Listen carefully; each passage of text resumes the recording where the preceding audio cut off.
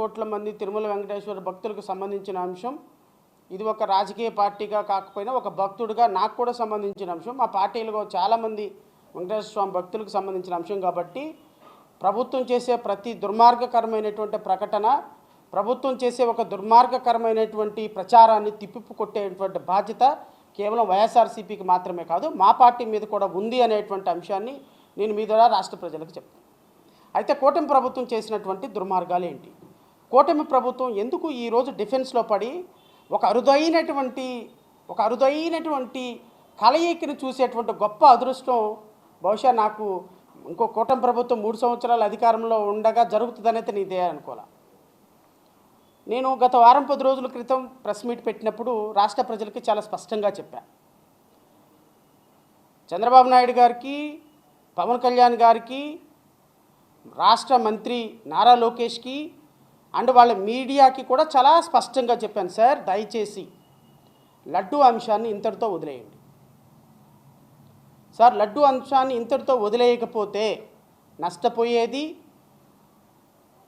కరుమైపోయేది, నామరూపాలు లేకుండా నాశనం అయిపోయేది కూటమి ప్రభుత్వం. దయచేసి ఇంతటితో వదిలేసేయండి.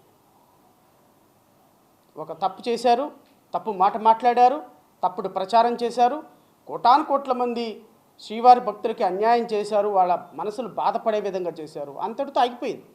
ఎందుకంటే ముఖ్యమంత్రి గారు కూడా ఒక మానవ మాతృలే. మాట్లాడే సందర్భంలో ఒకటి అరా తప్పులు జరగవచ్చు. నేను ఎన్డీడీబీ రిపోర్ట్ చూసి ఇలా జరిగింది, ఇలా వచ్చింది అని చెప్పాను. సబ్సిక్వెంట్గా సిబిఐ రిపోర్ట్లో ఈ విధంగా వచ్చింది. సో కాబట్టి అప్పటికి కూడా కల్తీ జరిగింది, కానీ జంతు కొవ్వులు కలవలేదు, బీఫ్ కొవ్వు కలవలేదు, ఫిష్ ఆయిల్ కలవలేదు. తిరుమల ప్రసాదంలో కల్తీ జరగటం వేరు, ఫిష్ ఆయిల్ పంది కొవ్వు కలవటం వేరు. కలవలేదు కాబట్టి చాలా సంతోషిస్తున్నాము శ్రీవారి భక్తులుగా. దేవుడి దేవల అలాంటి అంశాలు లేదు, కానీ కల్తీ మీద మాత్రం చాలా సీరియస్గా మా ప్రభుత్వం ఉంటుందని మీరు చెప్పండి. దయచేసి మీరు చేసిన తప్పు, మాట్లాడిన తప్పుని కప్పుపుచ్చుకోవటానికి 100 తప్పులు చేశారు సార్. నేను ఆ రోజు గౌరవ ముఖ్యమంత్రి గారికి, గౌరవ ఉప ముఖ్యమంత్రి గారికి, ప్రభుత్వానికి, ఎన్డీఏ ప్రభుత్వానికి, కూటమి ప్రభుత్వానికి చాలా స్పష్టంగా నేను రిక్వెస్ట్ చేసిన, సార్ దయచేసి లాగొద్దు. ఎంత లాగితే అంత నష్టపోయేది ప్రభుత్వం. ఎందుకంటే మీరు చేసిన అపచారం, తిరుమల వెంకటేశ్వర స్వామి మీద మీరు చేసిన రాజకీయం, కోటానుకోట్ల మంది భక్తులు ఉన్నటువంటి శ్రీవారి మీద మీరు రాసినటువంటి రాతలు. ఒక దుర్మార్గుడు చెప్తాడు, నిన్న టాయిలెట్ క్లీనర్ను వాడారండి. టాయిలెట్ క్లీన్ చేసేటువంటి హార్పిక్స్లో వాడేటువంటి ఒక కెమికల్ వాడారు తిరుమల లడ్డూలో అని చెప్తుంటే అసలు వాళ్ళు మనుషులా, లేకపోతే వాళ్ళు అసలు కనీసం దైవం మీద ఒక భీతి ఉందా, భక్తి ఉందా?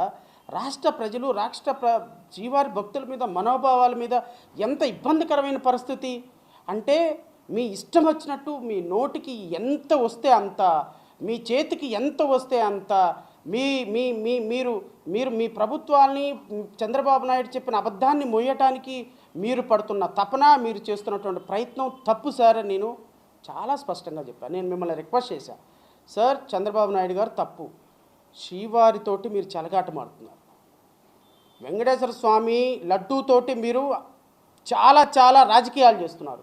రాజకీయాలు చేయడానికి 100 ఉంటాయి సార్. 100 జగన్మోహన్ రెడ్డినో లేకపోతే ఇంకొకళ్ళనో బదనాం చేయాలి అంటే వైఎస్ఆర్ కాంగ్రెస్ పార్టీనో లేకపోతే ఇంకొకళ్ళనో జడా శ్రవణ్ కుమార్నో లేకపోతే సిపిఐ సిపిఎంనో రాజకీయ పార్టీలుగా మీ మీద విమర్శలు చేసేవాళ్ళని బదనాం చేయడానికి కొన్ని వందల రాజకీయపరమైనటువంటి అంశాలు ఉన్నాయి. ఆ రాజకీయపరమైన అంశాల్లో మీరు ఏ అంశం మీద అయినా సరే రాజకీయం చేయొచ్చు, తప్పులేదు. ఎందుకంటే 3 సంవత్సరాలు మీ దగ్గర అధికారం ఉంటుంది. మీ అబ్బాయి నా ఇష్టమయ్యా 99 పైసలకు ల్యాండ్ ఇస్తాను, నువ్వెవడు అని అనొచ్చు, ల్యాండ్లు ఇచ్చుకోవచ్చు, మేము స్పష్టంగా నిజాయితీగా నీతిగా పరిపాలన చేస్తున్నామని అనొచ్చు. మీరు చేసేటువంటి దుర్మార్గాలు, మీరు రాసేటువంటి రాతలు ఎన్నైనా చేయొచ్చు, కానీ రాజకీయాలకి వాడకూడని ఒకే ఒక్క అంశం, ఒక సెన్సిటివిటీ ఉన్నటువంటి అంశం, మన తల్లి మీద మనం రాజకీయాలు చేస్తాం సార్. మన ఇంట్లో ఒక తప్పు జరిగింది, మన బిడ్డ ఒక తప్పు చేస్తే దాన్ని రాజకీయం చేస్తామా? ఒక తప్పు జరిగిన దాన్ని కాదు కాదు కాదు కాదు ఇంకో 100 తప్పులు జరిగినాయి అని పబ్లిక్ డొమైన్లో పెడతామా? నేను ఆ రోజే చెప్పాను, సార్ మీరు తిరుమల వెంకటేశ్వర స్వామి మీద మీరు చేస్తున్నటువంటి తప్పుడు ప్రచారాలకి మీ కూటమికి పాపం తగలక మానదు, మీ కూటమి ప్రభుత్వం కనుమరుగైకపోక మానదు. ఇప్పుడు చూడండి, 8 మందో 10 మందో కూర్చున్నారు, ఒక్కళ్ళ ముఖంలో నెత్తురు చుక్క లేదు, ఒక్కళ్ళ ముఖంలో నవ్వు లేదు, ఒక్కళ్ళ ముఖంలో అధికారంలో ఉన్న భరోసా లేదు, ఒక్కళ్ళ ముఖంలో కూడా అరే మేము నిజాయితీగా ఉన్నాము, మేము నీతిగా ఉన్నాము అన్నటువంటి ఒక్కళ్ళ ముఖంలో అయినా సరే ఒక మంచి ఒక అట్మాస్ఫియర్ కనపడిందా? మొత్తానికి ఆ కూర్చున్న వాళ్ళ మొత్తం ముఖాల్లో చూస్తే నెత్తురు చుక్కలేదు ముఖం మీద. పవన్ కళ్యాణ్ ఏం మాట్లాడుతున్నాడో పవన్ కళ్యాణ్కి అర్థం కావటంలా, స్పష్టత లేదు. He lost his conscious. అరే ఏం మాట్లాడుతున్నాము, ఎలా మాట్లాడుతున్నాము, లడ్డు మీద ఏం మాట్లాడుతున్నాము, మన ఇంతకుముందు స్టాండ్ ఏంటి, ఇప్పుడు స్టాండ్ ఏంటి, ప్రజలకు ఏం చెప్పాము, సిట్ రిపోర్ట్ ఏమొచ్చింది, సిబిఐ రిపోర్ట్ ఏమొచ్చింది, సుప్రీంకోర్టు ఏం చెప్పింది, అరే మనం ఏం ఎలిగేషన్ చేసామనేది పూర్తిగా సహనం కోల్పోయినారు. ఒక్కళ్ళ ముఖంలో నెత్తురు చొక్కలేదు సార్. రాష్ట్ర ప్రజలు గమనించండి, తప్పు మాట్లాడాము, తప్పు చేశాము అని ప్రతి ఒక్కళ్ళలో పశ్చాత్తాపం లోపల నుంచి తన్నుకొస్తుంది. కదిలిస్తే ఏడ్చేటట్టున్నారు అందరూ కూడా.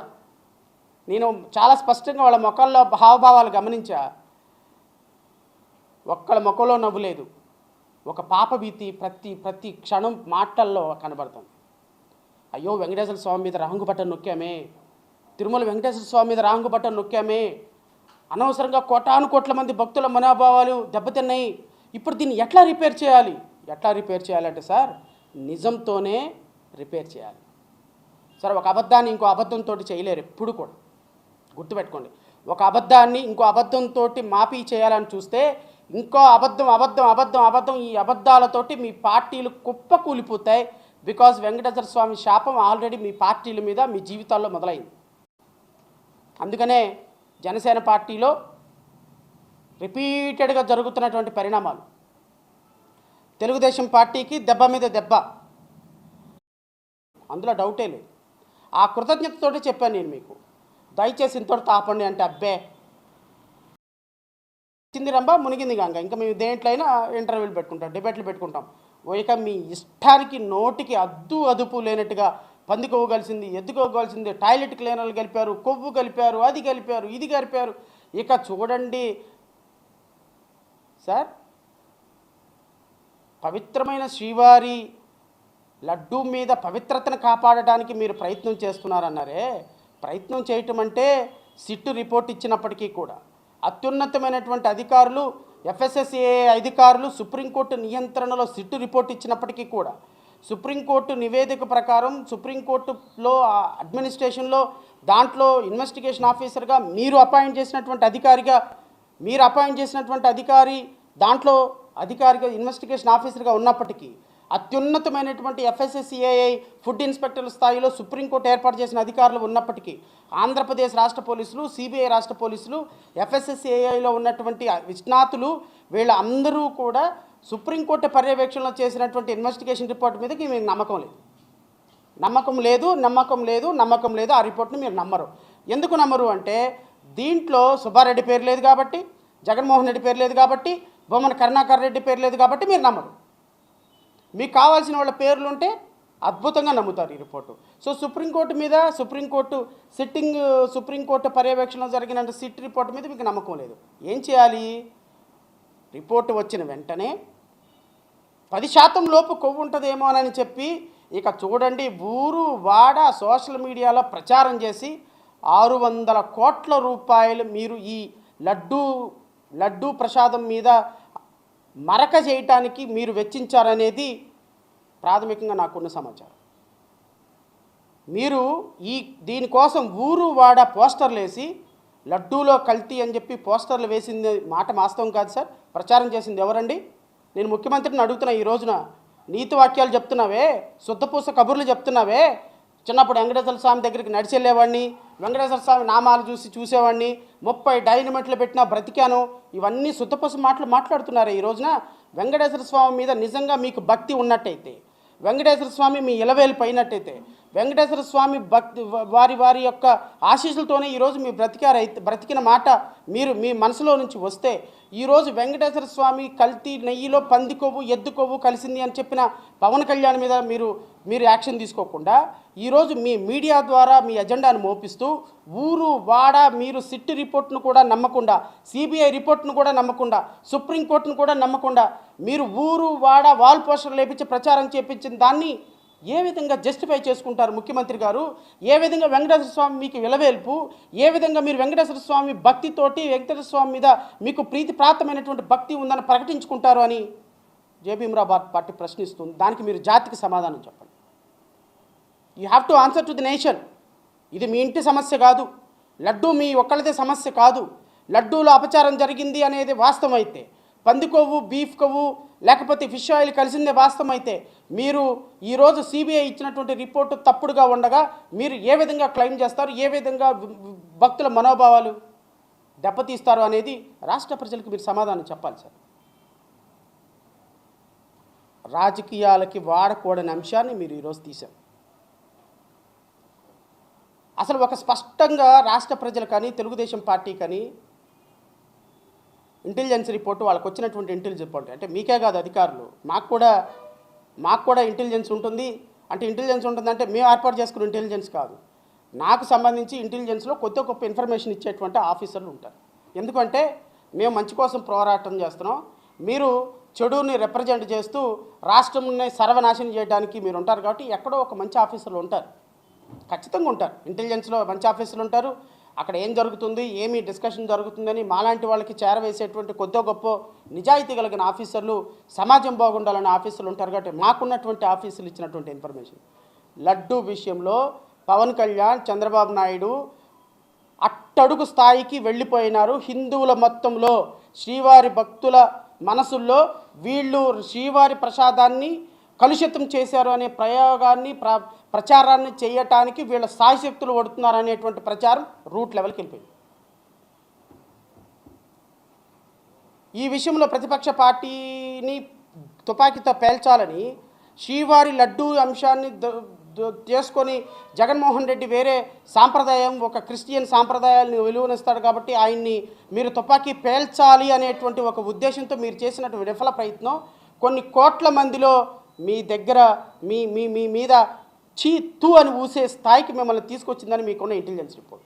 అందుకోసమనే చరిత్రలో మొట్టమొదటిసారిగా మీ అందరూ బిక్క మొఖాలు వేసుకొని, మీ అందరూ పేల ముఖం వేసుకొని, మీ 8 మంది మంత్రులతో పాటుగా ఏం మాట్లాడుతున్నాం, ఎలా మాట్లాడుతున్నాం అర్థం కాకుండా ఒక్కొక్కళ్ళు ముఖాలు మార్చుకొని ఈరోజు రాష్ట్ర ప్రజలకి క్షమాపణ చెప్పడానికి కారణం ఏంటి అంటే మీలో పశ్చాత్తాపం మొదలయ్యింది.